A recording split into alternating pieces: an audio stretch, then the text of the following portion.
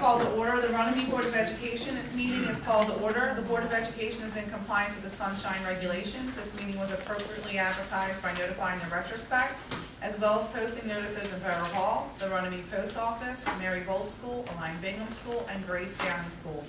Please rise and join me in the Pledge of Allegiance. I pledge allegiance to the flag of the United States of America and to the republic for which it stands, one nation, under God, indivisible, with liberty and justice for all. At this time, Joanna Augustine is going to administer the oath of office for our new board member, Mr. Charles Buckheim. Mr. Buckheim, would you please stand and raise your right hand and repeat after me? I state your name. I, Charles Buckheim, Do solemnly swear do solemnly swear that I will support the Constitution of the United States that I will support the Constitution of the United States and the Constitution of the State of New Jersey, and the Constitution of the State of New Jersey, and that I will bear true faith and allegiance and I will bear true faith and allegiance to the same and to the governments established in the United States to the same and to the governments established in the United States and this state and this state, under the authority of the people, under the authority of the people, so help me God. so help me God. I state your name. I, Charles Buckheim, Do solemnly swear that I possess the qualifications do solemnly swear that I possess the qualifications prescribed by law for the office of Member of Board of Education, prescribed by law for the Board of Education, that I am not disqualified as a voter and I am not disqualified as a voter pursuant to NJSA 19:4-1. pursuant to NJSA 19:4-1, 4-1. And that I will faithfully, and that I will faithfully, impartially, impartially, and justly perform and justly perform all the duties of that office all the duties of the office according to the best of my ability, according to the best of my ability, so help me God. so help me God. Congratulations. Thank you. Roll call, board members. Angel Beatty. Here. Charles Buckheim. Present. Naomi Davidson. Here. Amy Farr is absent. Maria Panzarella. Patricia Smith. Here. Samantha Spalding. Here. Lynn Terrell. Here. And John Moore. Here. 7 present, 2 absent. At this time, I'm going to request a motion to take a 15-minute recess to allow Mr. Buckheim to review materials before the meeting, because he was not given any of the materials prior to him being sworn in. So I need a motion. I'll make that motion. Motion made by Lynn, Second. seconded by Patty. All in favor? Aye. Aye. So we're going to take a 15-minute break. By John, Second. seconded by Naomi. All in favor? Aye.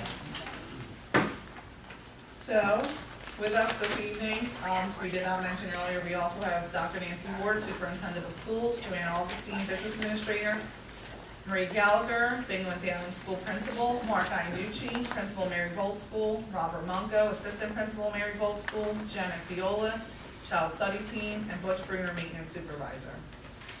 This time I need a motion to approve the regular and executive session minutes from July 18, 2012. I'll approve the regular minutes from July 18th and the from July 18th. Motion made by Patty, Second. seconded by Naomi. Are there any questions? Roll call. Angel Beebe. Yes. Naomi Davidson. Yes. Charles Buckheim. Yes. Patricia Smith. Yes. Samantha Spalding. Yes. Lynn Terrell. Yes. And John Moore. Yes. Motion carries. No correspondence. Okay. At this time, we are open for open public comment. At this time, public comments need to be made on agenda items only.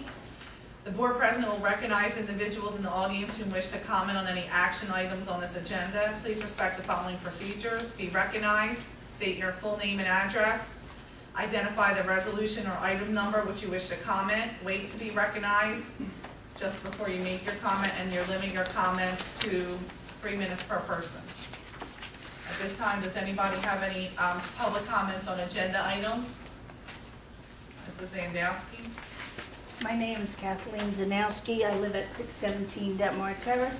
My comments are on personnel number 4. Just give us 1 second to get there. Okay.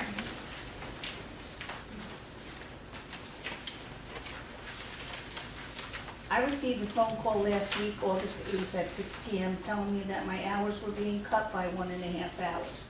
This action puts my hours back to the hours I started with 22 years ago. My new hours will be 9:30 till 2.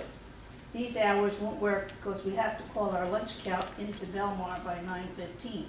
I call in between 9:20 and 9:30, and once in a while it's later because a ticket's coming in late. I was told this would affect all 3 schools and the breakfast program. My hours being cut add up to 30 hours a month.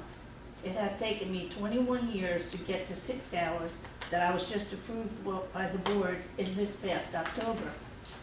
I have been a loyal, dependable employee for 22 years. I have let people know when there were problems with lunch. We are a family at Downey. The children come first. I make sure every child gets a lunch. I know who should have tickets in, and when they don't, I put them in and send a note home letting parents know. Our job is just not putting food on the table, or it is a lot more. There's paperwork, ordering milk, ice cream, baking cookies. The board approved me for 6 hours. I work 6 hours, and sometimes more, but I don't put that down. We were told the outside vendor was coming in to help us get out of the red. I was told we are deeper in the red. Is cutting our hours really going to help? We don't make much. We are the lowest paid lunch aides. I would like to invite you to come to Downing School and spend the entire day for lunch period and see what is involved in our serving lunch. I don't think you know exactly what we do. Elementary lunch is very different from your middle school because the children are younger and their needs are different. Thank you. Thank you for your comments, Mrs. Yasi. Thank you. I hope you understand, first of all, I'm sorry that you think that we were deeper in the red. That is, we're not deeper in the red. We've actually gotten better. However, we have been under the gun from the County Office of Education every year since I've been here to reduce our support of the lunch program from the local budget. It is the goal of the County Office of Education and their fiscal efficiencies to make sure that we break even. We are not supposed to be supporting our lunch program at all from the local budget. Now, because we don't have a kitchen and we have to satellite, we still have to support our program somewhat from our local budget. So the best we could do would be to reduce the hours that our staff has. We appreciate everything you do, and nothing that this has nothing to do with everything that you do for our children. We absolutely know that you are here for the best interests of our children. We know that. This is a mandate that has been given to us by the County Office of Education. If we do not continue to try to tighten our belt and reduce our local support of the budget, we could risk a loss of state aid. That's the next step that would happen for us. So while we believe that it's better to do it the way we're currently doing it, we're not permitted to. And the board will remember that at the time that we were, that our budget was reviewed, our budget is reviewed twice a year, really, because we have to sit down and have a fiscal efficiency meeting, and they have to review our budget. And when our budget was approved, it was approved with the statement by the county business administrator that we are to reduce our support of the food service program with the local budget. If it was up to them, they would probably want us to no longer retain our own employees. And the only way that we can retain our own employees and not go over completely to the vendor service is to do some reduction of hours. So we're trying to save jobs actually by handling it this way. Mrs. Wilson? Pat Wilson, 201 Schubert Avenue. What is the difference in what you learned about last year to this year? Do you know yet?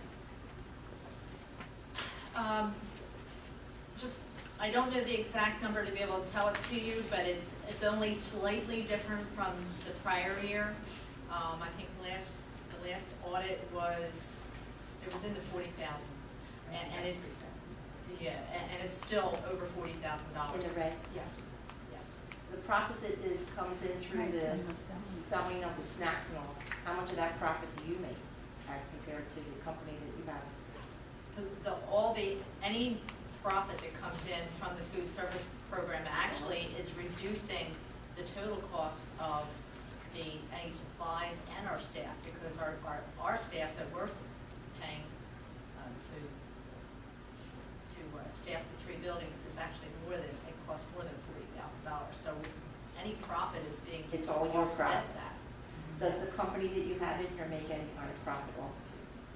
Well, that's in, whatever their allocation is, whatever they come up, I wouldn't know what their exact profit is. They'll show us a P&L statement that shows what our profit to the school should be. What they're doing themselves, the NutriServe, I don't have their individual statement, because that would encompass all their programs. But what I'm saying is, like, if they purchase your snacks, could they make a 10-cent profit on every snack, and then you make a 5-cent profit on top of that 10 cents? So let me just give an example. Say something costs 50 cents to them, they charge you 65 cents. They make 15 cents, or they charge you 60 and we charge 65, so we make 5 cents, they still make 10 cents. Is that happening? As far as the snacks, I would have to confirm that with the manager, but I actually believe that's not the case at all. So the cost of a snack is the cost you pay? Yes, exactly. Hi, I'm Madeline Zinaldi. I'm a lunch aide at Downing. I got a call August 6th that my hours were cut also. I feel that after working for the Board of Education for 30 years, the least I could have gotten was to have a person tell me face-to-face about my hours being cut. I mean, over the phone is very unprofessional, and I just feel that this whole situation was not handled correctly. And that's all I have to say. Thank you. Thank you for your comment. Any other? Yes. My name is Donna Collins, 549 Balsam Court, and I am here about the property and transportation, which is a new business. On July 31st, 2012, we received a letter from Nancy Ward telling us that her son no longer qualifies for busing due to the fact that we don't live remote from school, beyond 2 miles. The reason for this change was to comply with state regulations regarding transportation. As I read the law, I realized the school is bound by these rules and regulations. But there are 2 other sections of the law. District boards of education may provide transportation of students who reside less than remote from their school in accordance with their local policies and at their own expense or at the expense of the parent.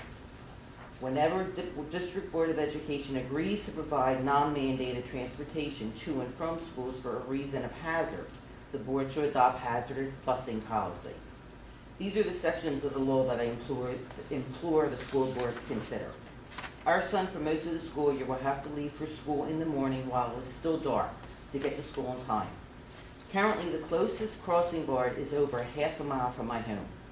He will leave our house, past the section where the first crossing guard stands, which is over half a mile from my house, even before the crossing guard is there. Several sections along the way that our son will have to walk to the first crossing guard, there are no sidewalks to walk on, thus forcing him to walk in the street in the dark on other people's properties. We don't know how these property owners will feel about this, or are they trustworthy in their practices and principles. Since the school board provided us with proposed walking routes, sorry, I'm starting to get up in nerves, I apologize. Should letters be sent out to these homeowners immediately informing them that a number of school children will be walking on their properties?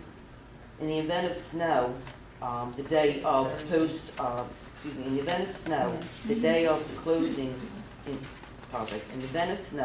the day of or post the school closing, the snow will be built up clearly, making this a major road hazard. Again, him having to walk in the street. They don't plow the streets in Runnemede. My son is walking to Mary Volt School, not to the Wawa for a slushie. The school is part of our community, and as part of our community, they have responsibilities, as well as the police department. The school board should recognize this and not just sit back and do nothing, which you have actually the right to do. What you can do is take responsibility as other entities in this community should, and make the changes proposed. Do it because it's not only right, do it because the safety of our children should be of the utmost importance to all of us. Do it until it's safe for our children to walk to school. Now, I have a couple other things, and I do apologize. I noticed on this that there has already been a hazardous area, and then I also noticed that there's a family that looks like they're getting fed. Now, one of the things that I would be interested in is the subscription busing.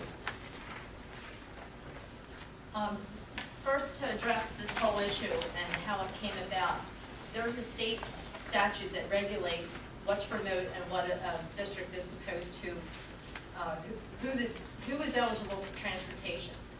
And in a K-8 district, the threshold is 2 miles. You have to be over the 2 miles.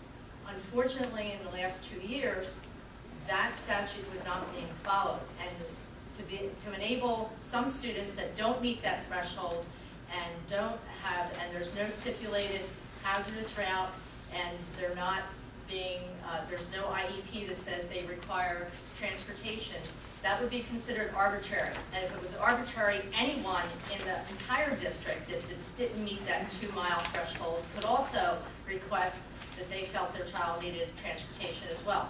I'm required in my job to follow the statute, and that's what my job is to do, and that is why those residences received those letters as far as the transportation and following the statute with the 2 mile threshold. As far as the hazardous route, or actually the statute as far as no sidewalks, the statute does not say that it must have sidewalks. It just has to have somewhere that the children can walk that's not in the street. And I did not see that. If you and I want to have a discussion afterwards, and you can tell me where you're telling me that the students would have to walk in the street, I'll be glad to listen to that. As the snow issue, that would be determined at the time, and that decision as far as closing the school is done in collaboration with the administration, the borough, and the police department to determine what is safe for the children as far as closing the schools. And I'm sure that if it was felt that the students would be walking in the streets, the schools would be closed, and that issue would be addressed at the time. Also regarding the parent who was getting to pay, that is a parent whose home was burned, and the children are not able to attend the school. And Right. they are now living remote from school. So they're living beyond the 2 miles, and they're still enrolled in the school district. So we're doing this via parent contract as opposed to a special busing route. Well, is there any way that the school would consider subscription busing? That's something that is a challenge to try to put together, because what happens with subscription busing is that you have to collect from the parents, and then the school would have to pay through contract, and then it would have to be a receivable from parents in order to reimburse the district to pay for the busing, for a transportation contract. So is there any way we would, well, perhaps it would be considered in the future, I don't know, but we could bring it before the board, but at this stage of the game, it hasn't been considered. Even though it's the same bus that he's been on, it's the same bus that goes down Davis Road and comes up Davis Road and picks up all these children. So the 18 children that are no longer on that bus means that there are 18 plus seats, because my son told me there's probably only about 18, 19 children even on the bus. But I understand what you're saying. However, that same bus is going to pass by a lot of residents. And I realize that, and I'm not arguing with you that, because I know we talked about it on the phone. What I'm saying is, it is an option. It's something that I think should be considered. We got notified 40 days before school started. The last time busing got canceled, it was before the school board vote, and parents had a good 8 months to try to figure out what they're going to do with their children. I have 40 days to figure out how I'm gonna get my child to school, because I have to be in work. I'm already paying for the aftercare. They don't wanna pay for the before care. And he's at the point where he can start coming home after school. But I don't want him walking close to 2 miles from Volt School all the way up, down, across Clements Bridge Road, across Black Horse Pike, past the gas station, past the Wawa, past the Heritage, Deluxe Bakery, where there are no sidewalks and there is traffic. I understand. Now, if Hartford Drive got hazardous, how do I go about getting that? And who Who deemed that approached the police hazardous? to do that? We took a look at it and we saw that whole section, there are in order for a child to get to school, they immediately have to walk into a parking lot in a street. So those children are not even, there's really no place for those children to walk without walking immediately into the street. So that's why, and we met with the chief of police, and we collaborated on that, and we agreed that that was a hazardous route. It's actually the only hazardous route that we have designated in the district. Now, we can explore the idea of subscription testing and bring it to the board as a possibility. Thank you. Any other comments on agenda items this time? Okay, superintendent's report. All right, thank you, Mrs. Spalding. The first thing on my report is a matrix of the open staff positions in the school and the fact that they've been filled. I gave you the ones from before, and then bolded are the newer ones. So you can see the new hires that we have in there, and technology assistant is on tonight's agenda. Curricula have been written for K-8 English Language Arts, Art, Visual Arts, K-8, and Social Studies, actually 6 through 8 are now complete. They're presented for approval tonight. The curriculum committee met prior to this meeting. Professional development, administrators, and Ms. Hummel, the REA president, attended a 2-day conference, introduced the theory and practice of the Danielson framework for teaching model. This model has been selected by a committee and will serve as the new framework for the teacher evaluation. It will satisfy the requirements of the Department of Education regarding the pilot that we are mandated to implement during the 12-13 school year. We are also going to be trained in the Teachscape, the electronic data collection instrument. We're going to start that training tomorrow, and the teachers will be introduced to Danielson and trained in Teachscape on a couple of professional development dates this fall. I will give the board a more in-depth presentation of both of those things at our retreat on the 29th. Some news from the Department of Education and the legislature. I've given you some highlights of the new tenure reform bill that's passed, and Governor Christie has signed into law. It is, there, like I said, the highlights are there. It does not affect any teacher. The tenure law has less of an impact on teachers who have already attained tenure. It's really more in effect for teachers who are yet to be tenured. So anyone who is tenured at the time that this law is implemented has less of a potential of losing their tenure. So if you have any questions about that, there are new trainings that are going to be happening for administrators on the new tenure law and interpretations of that. We'll be giving you more updates on that as we get more information. Okay? Thank you. Joanne, do you have anything, business administrator's report?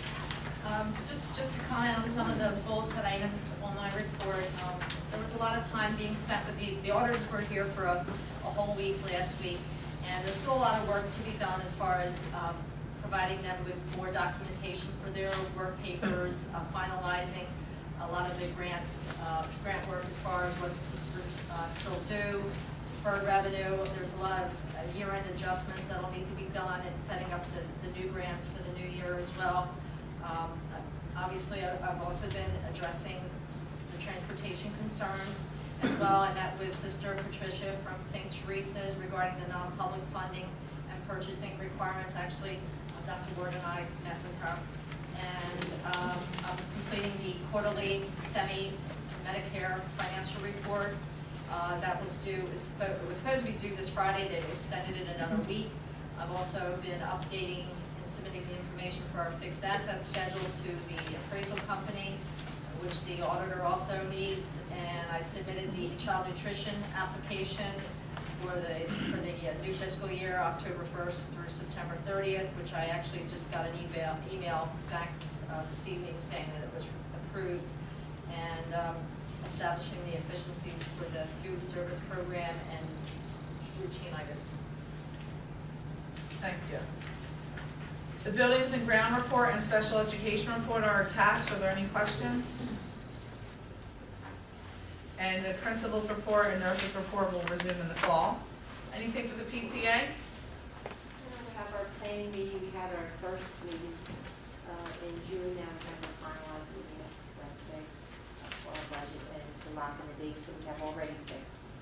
We already have our dates in place, we just have to use our facilities for the next, so that we're sure.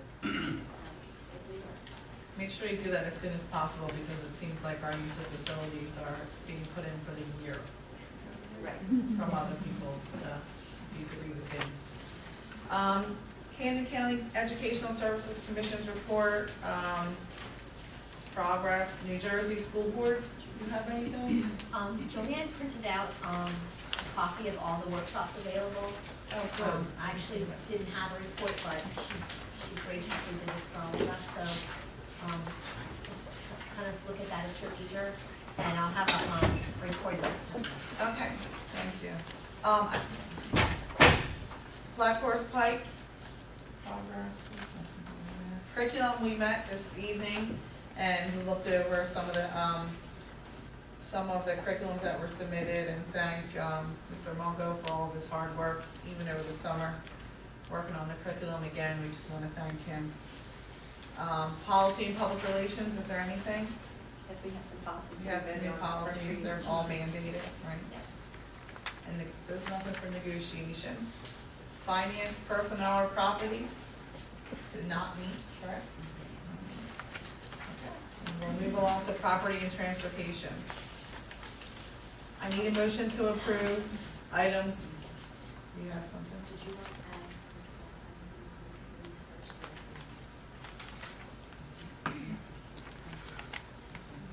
Tonight? Can't we do this for the trees? Okay, so we'll wait, I'll wait to do that. Approve items number 1, 2, 3, and 4.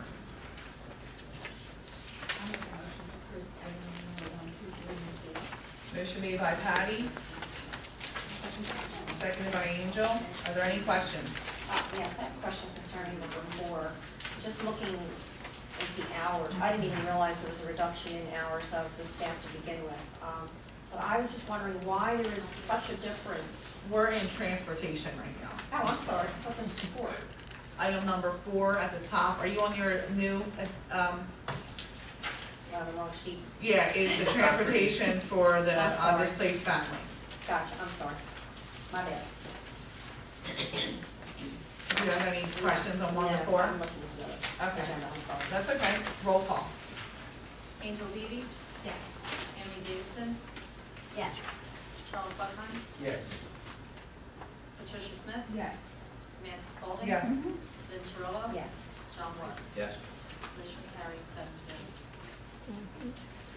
Moving along to personnel, I need a motion to approve items number 1 to 16.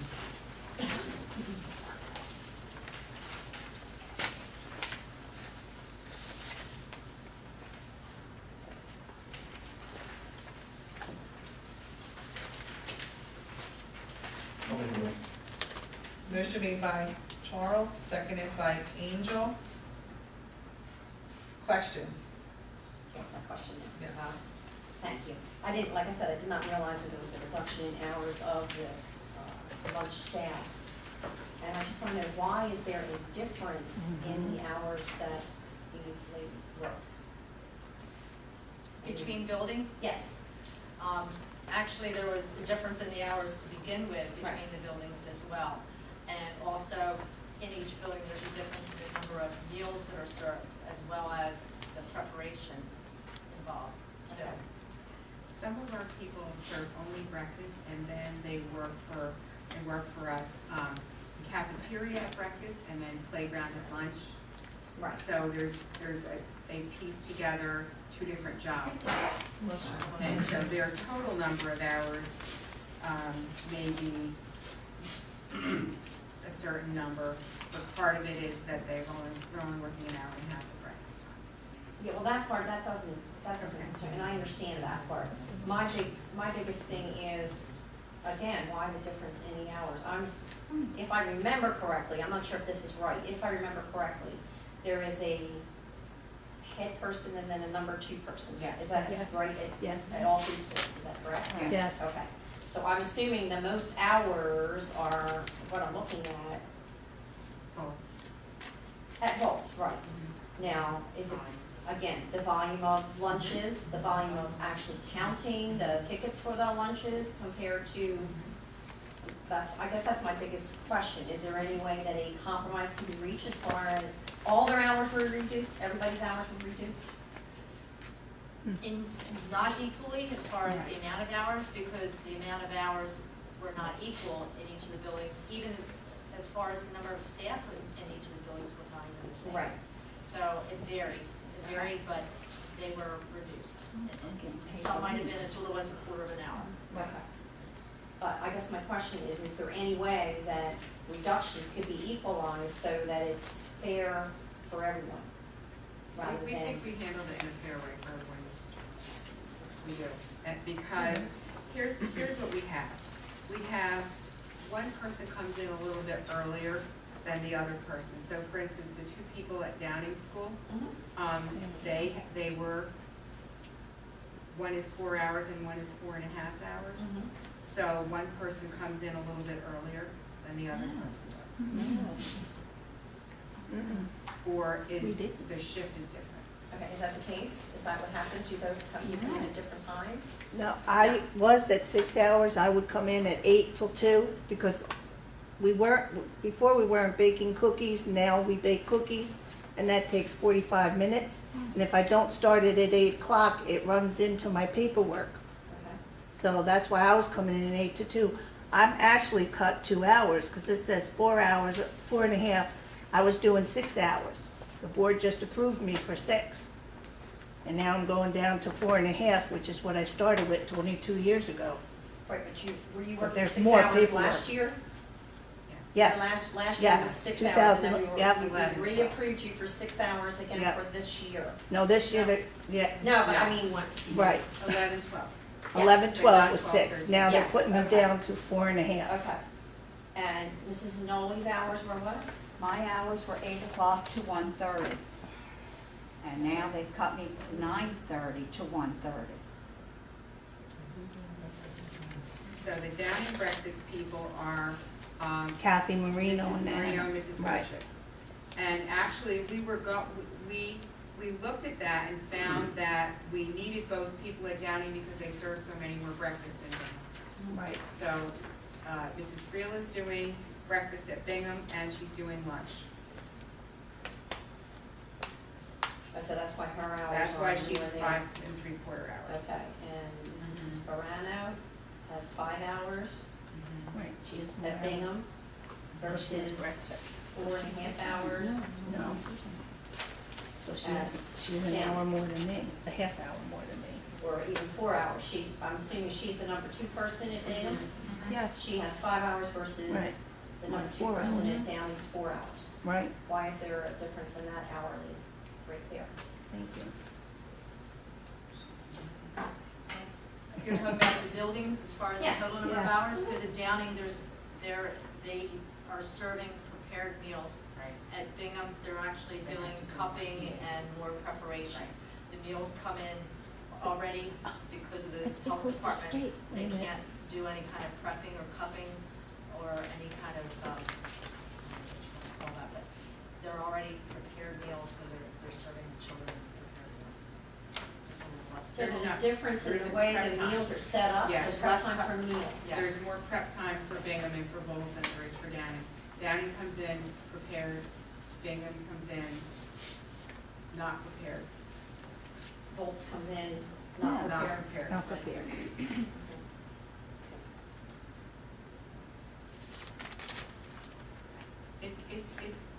it's down to bare bones, I I will grant you understand, that. I understand that, but, you know, Yeah. I also lived in their office with those ladies, and I know exactly what transpired on a daily basis.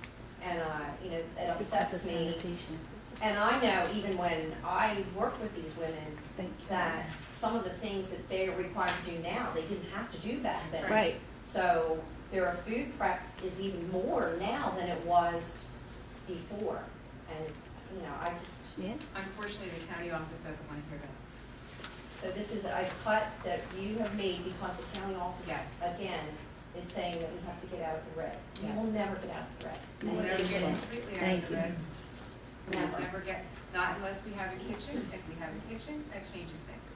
But we have to, her statement to us virtually is that they want us to just let NutriServe hire the people, fire everybody and let NutriServe. Well, this school will Come never back. go for that. That's, You're right, No, you're right, this but will it's a never bat, go for but that. it's a battle with the county I office. So understand that. how do we keep the county office off of our backs without doing something that the board and we don't want to do? And it's by doing some reduction. Some cases it was an hour, some cases it was a half an hour, and we had to look toward more efficiency. is there anybody else has questions about this? I have a question. Is there a way that we can somehow maybe charge more for snacks to make up some extra money to help pay for extra time that maybe we need them to do their job? Or is that not an option? If we're selling snacks, so we're We've probably done some selling. analysis there. With the snacks, That's I fine don't, to know. We don't I need could any look more. further into it, but the revenue that we're making on snacks is not going to, yeah, and actually with all the changes that the Department of Agriculture is coming down as far as the portion sizes and all, there's actually a fear that our counts as far as our sales are gonna go down because of what the Right. law is requiring us to do as far as proportions and just what they're able to serve, that our revenue, just in that alone, there's a real good chance it's gonna go down just from that, so, we're trying to hedge any possible problems.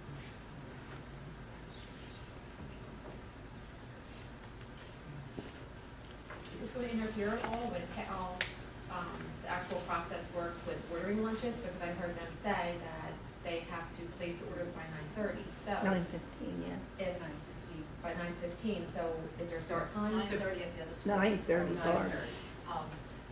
What I'm going to try to ask all of the offices to do is to make sure one of the concerns were they didn't get the absentee counts maybe as soon as they would like. So I'm going to try to ask that all three buildings that we get the absentee information to the lunch staff as soon as possible every morning.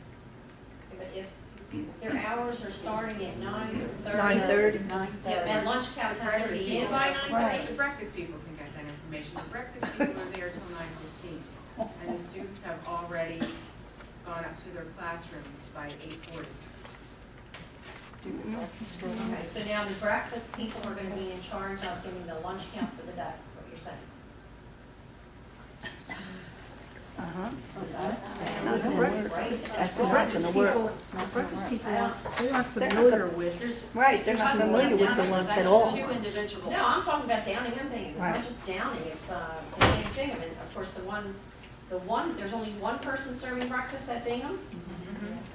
So that one person at Bingham is now gonna be responsible for That was giving me. daily Yeah. lunch counts to NutriServe by And she before stays- 9:30. And she stays, she's somebody who stays for the whole day.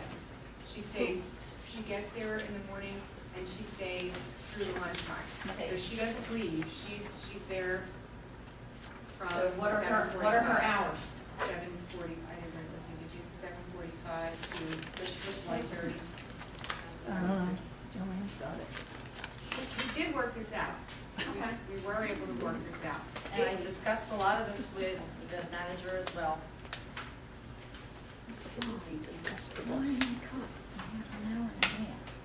Well, I And guess, if there needs to be, at this point, what I would say, because I had a conversation with one of the other staff members as well, what is on the agenda is the total number of hours. If there's a need that we find that we need to maybe shift it a quarter of an hour, either sooner and then on the back end, you know, I'm up for maybe that happening once we get the school rolling and see how it works.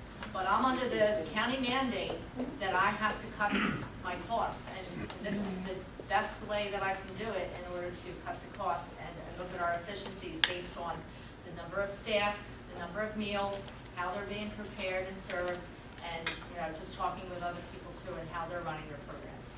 I have a question. You're doing a lunch count based on the attendance of each day, correct? Is that what I'm hearing? Based on who's ordering lunch, and then. And whether- they subtract the the That's what I mean. absentee count is important You think- because they're subtracting that for What- the count from All right, Delmar. what office is doing the attendance? The assistant principal's office? Each, Okay, is there someone there that can be doing the count and turn that count in since we're losing No, time in the kitchen? All you're doing, you're giving a number to an agency outside the school district But that's you have to know- providing meals. yeah, So as long as those Tickets numbers are come accurate, in. it does not matter what person is submitting those Right. numbers.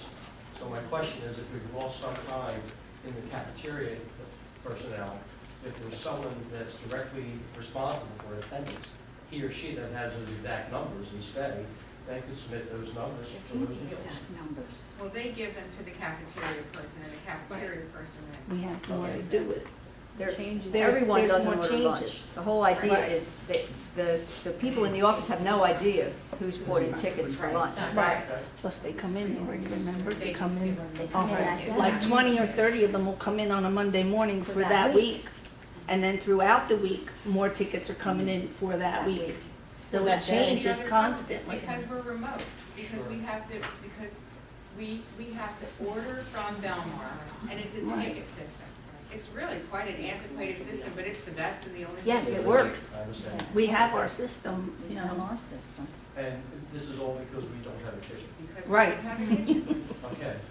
Well, maybe down the road, into this, I mean, I don't know, again, being my first time on the board, if we're looking at doing any major projects, like windows, roofs, things that we want to look at, incorporating some type of kitchen facility that would meet the county's requirements. We have, actually, our architect has worked up a plan for whenever the Department of Education decides to release some money. At least that part. There are a number of things that we can do. Believe me, a kitchen is in there, Mr. Buckheim. Okay. But then you pay a company to come in and run that kitchen, right, or do you pay your own people? Well, who knows? right, Then you're in the ready. right. I guess my biggest question Thank you. is, within the 4.5 or 4 hours that you work, and the time that you're required to come into work, can you do, in your No. eyes, do everything that you need? Not in that 4.5 hours, So, no. Can Not you, that time. can you sit down and write out a schedule of what you think is fair and doable? Sure. And submit it to Mrs. Sure. Augenstein, and let's see what happens. Okay, I'd be glad to I do mean, that. that's a big, I understand where you're coming from, Joanne, Right. I agree, the state's a pain in the butt, you know, they're Right. always gnawing at us and saying that we have to do this. But I also don't want a staff to be overworked, and, right, and again, it affects our children, Right. and that's the bottom line, that's How what I'm, much do we that save? affects our kids. Right, $100 yeah. $17,000 of the $41,000 that we support from you. It's significant. Right. If it was a couple $1,000s, we wouldn't have lost, we wouldn't have done what we would have done to just lose. The goodwill is not worth a couple $1,000s. But 17,000, when you're talking about 41, you know. And now you expect to be 20 in the red. And hopefully it will, this is it. I mean, our backs are against the wall, there's nothing else. But and that's as in long as our meeting with the staff, our county, sales staff. I've been on a Right. committee meeting with them, as long as every year you show improvement, That's right. you don't have to do. And you know the what, we draft. showed improvement this year, but it wasn't Right. enough, and she still came down on us, and we, Because we had to cut, she told us I had to be on a 2-year plan. 2-year plan to cut. And we said, we don't have a kitchen, you're never gonna get us to where Right. we need to be. Period, the end. But we can't risk losing state aid or having her start to redline our budget. It's unfortunate. Is there any way we can get more free and reduced, doesn't that help? How does Well- that work if we reduce lunches? can you beat the bushes and try to get more people to Yes. I can We tell you. have the direct apply? certification. On the corner. With direct certification, it was a lot better than it used to be. I can tell you there's a whole lot more people who are eligible in this district who don't get it.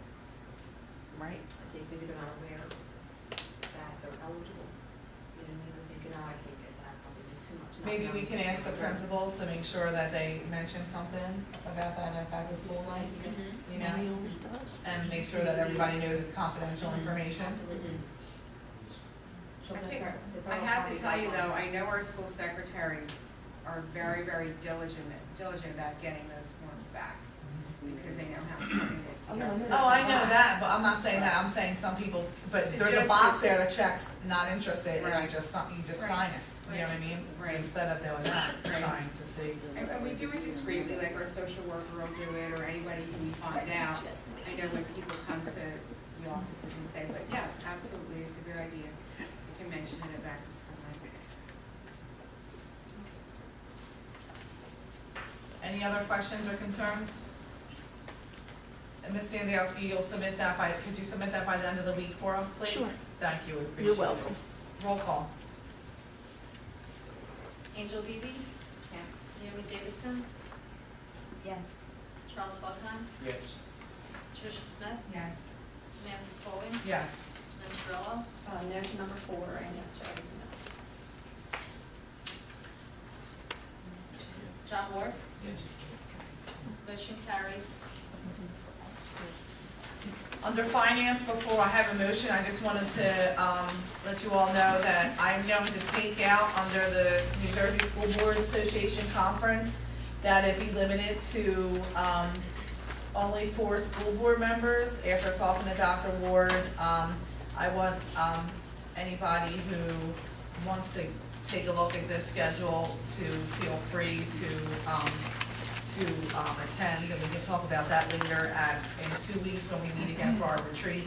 But so, it's gonna stay on there, school board, but members will if we could let Joanne know by the 29th when we come back what your plans are, that would be great.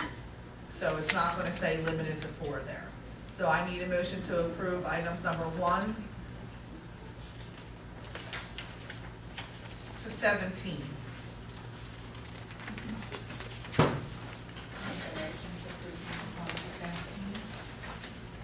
Second? Motion made by Patty, seconded by Naomi. Any questions? Yes, I did. I saw there was, Brookfield Homefield School Program, Model Instruction, and now we have Alternatives Unlimited, so isn't that two different? Brookfield is for specialized, special education. Sometimes we might have a placement there that they would have to do homebound instruction. Okay. Alternatives Unlimited actually permits computer-based, home-based, virtual tutoring, so it's another option for students. Okay. I also have a question on number 8. For the Apple lease agreement, were we originally gonna lease these, or were we actually gonna purchase, right? We were going to do whatever was the most efficient thing to do, and by leasing, we were able to get more equipment, Okay. and then we would update it every 3 to 5 years. This is Just keep that in the budget. doesn't include training, correct? The training. Yes. It doesn't include It training. includes training, it includes, it's soup to nuts, it's everything. I'm sorry, I was accused of sounding old by saying soup to nuts, a lot of people don't know what that means. That means, and I am old. You know what it means. Yes, I do. And somebody says to me, what does that mean? And I said, well, you know, it's the Roman meal, it's you have soup, you begin with soup and you end with nuts. So it's I don't know, I'm Italian, what can I say? That's how it is. Now, how many hours is this talking about? We had 180 iPads delivered to our district the other day with 6 carts. So we're gonna have a lot of iPads, and the wireless is coming, that's been, that'll be on the next agenda. Carts at every school? Yes, 2 carts at every school. Just checking. One on each floor, one on 2 of 3 floors of Bingham and Downing, and one for the 4, 5, and one for 6, 7. Any other questions? Roll call. Angel Beebe? Yes. Naomi Davidson? Yes. Charles Buckheim? Yes. Patricia Smith? Yes. Samantha Spalding? Yes. Lynn Terrell? Yes. Sean Clark? Yes. Motion carries. Curriculum, I need a motion to approve items number 1 and 2. 2 should say 6 through 8. 2 should say 6 through 8 social studies, and if we have any concerns or recommendations, we will see Mr. Munger, contact Mr. Munger. I'd like to make a motion to approve items 1 and 2 under curriculum. Second it. Motion made by Naomi, seconded by Charles. I have a question. Could you explain the special education program? I thought there was only one in place. What's that for kindergarten? Okay, so what's happening for this year, we are going to have, we have some students who need to have a resource room, as well as students who would normally have been in an inclusion kindergarten program. So you already, excuse me, I'll cut you off. You already know coming in, before the school year starts, that they need a Yes, resource, okay? yes, yes. Okay. So we had to establish for this year a program where there is a small resource pull-out, Just for kindergarten. just for kindergarten. Well, we have 1, 2, Coming out of 3 in the preschool. other classroom, Mhm. which we couldn't put 4 grade levels. Together. In the I should've self-contained read it. I So we should've- needed to pull out kindergarten. Okay. And we all have the staffing to cover that? Yes. And about how many students are we talking about? 7. 7? Just in kindergarten. Keeping them in, sending them out. I have no. No, no objections that way at all. You know, it's just like, all of a sudden, boom, there they are. Yeah. And again, these children were discovered because of the screening processes we have. And because they're going through the Because preschool. Oh, we because had them in our of the preschool program. Oh, We're that's keeping even more better. students in our preschool, Right. in-district Right. program who Right. in the past traditionally would have been sent out to private school settings. Okay. So now they're exiting the preschool program and we're trying to design something that supports them enough in kindergarten. The only other type of special education that we have, aside from that self-contained class, that would be kindergarten through 3rd, which is a wide spread of Yeah, ages, that's is crazy. in-class resource where the children would all be expected to really meet the standards of the curriculum on a day-to-day basis. And for these little guys, they're not at that level yet. Now, does that mean you'll redivide the other special needs children with kindergarten first together? In next year, you mean? Yes. Um, No, this year, no, this year. No, You have first, second, third grades right now?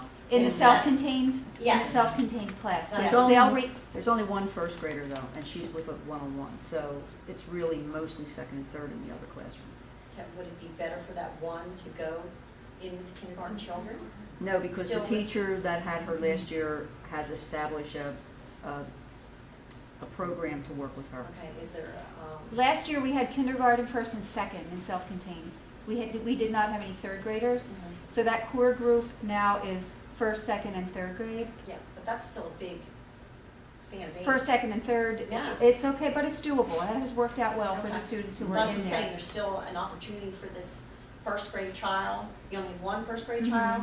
But there's Mhm. only, And the there's self-contained. fewer Right. kids in the 1, 2, 3 than there are in the K. Okay. And the first grade has a one-on-one age or something? Mhm. So they will be pulled out just for the subject areas that they need. So They'll probably be there for most of their academics. They're very low, so they'll probably, most of them aren't, all of them aren't. Some of them will be Back and forth. back and forth. But a lot of them, one of them actually is going to be in this program in the morning and back in the preschool in the afternoon. I mean, Okay. these are students who really need the individualized attention. So, but I think the plan is to do all the academics as much as possible in the morning and then leave some inclusion in the afternoon. Like with the special area programs? Mhm. Oh, yeah, they're always mainstream for special. Any other questions? Roll call. Angel Beebe? Yes. Naomi Davidson? Yes. Charles Buckheim? Yes. Patricia Smith, Yes. Samantha Spalding. Yes. Lynn Terrell. Yes. John Ward. Yes.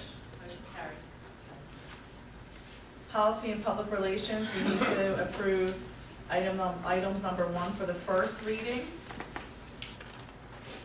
Need a motion? I make a motion.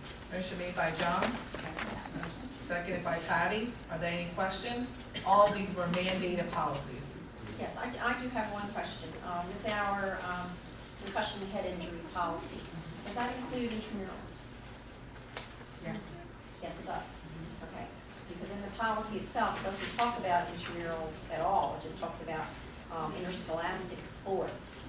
There's a definite difference between interscholastic sports and Right. intramurals. Right. So I would like to first recommend that that be added to the language of this policy, number 1.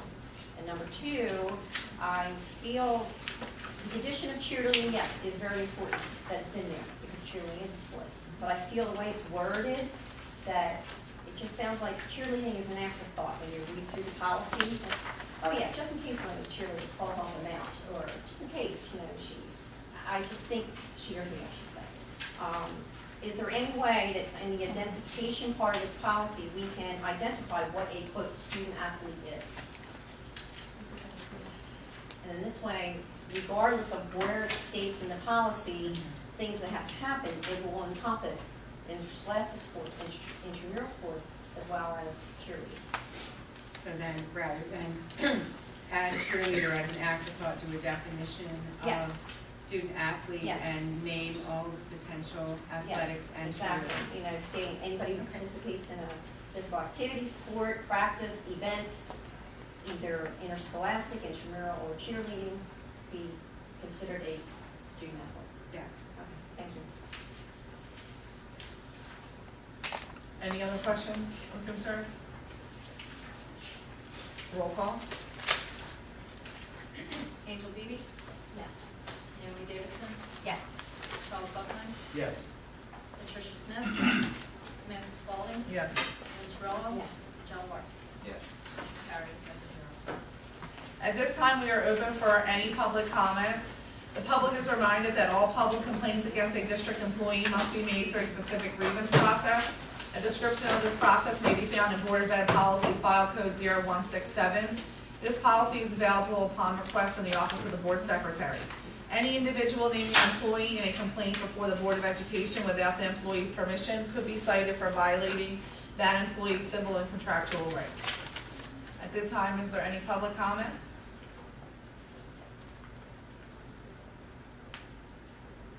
No? Okay, we do not need to go into executive session this evening. We will see everybody on the 29th 9 to 9. at 9 a.m. for our board retreat. And there will be some action items that night. And there also, yes, will be some action items. Okay. So we will be meeting again on the 29th. So at this time, I need a motion to adjourn. Motion made by John, Second. seconded by Lynn. All in favor? Aye. Meeting's adjourned.